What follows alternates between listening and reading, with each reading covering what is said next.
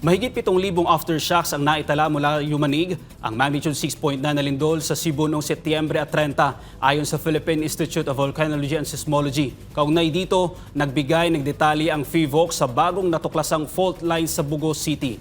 Si Creselyn Cataro magbabalita. Sa huling tala nitong Oktubre 6, umabot na sa 7,000 at 72 ang naitalang aftershocks mula sa magnitude 6.9 na lindol sa lalawigan ng Cebu. Ayon kay PHIVOLCS Director Dr. Teresito Bacolcol, mula sa nasabing bilang, 31 lamang ang naramdaman ng mga residente. Ang lakas ng mga aftershocks ay nasa pagitan ng magnitude 1 hanggang 5.1. So karamihan dito ay mahina lang at hindi naramdaman ng tao, pero patuloy pa rin ang ating monitoring dahil may mga naitala pa rin maliliit na pagyanig sa paligid ng fault. Aniya, normal lamang ang pag-iral ng mga aftershocks ilang linggo o buwan matapos ang isang malakas na lindol. Sabay sinabing habang tumatagal ay unti-unting humihina ang mga ito. Kaugnay dito, nagbigay ng detalye ang PHIVOLCS hinggil sa natuklasan na on-land extension fault line na nagdulot ng magnitude 6.9 na lindol noong Setyembre at 30 sa Cebu.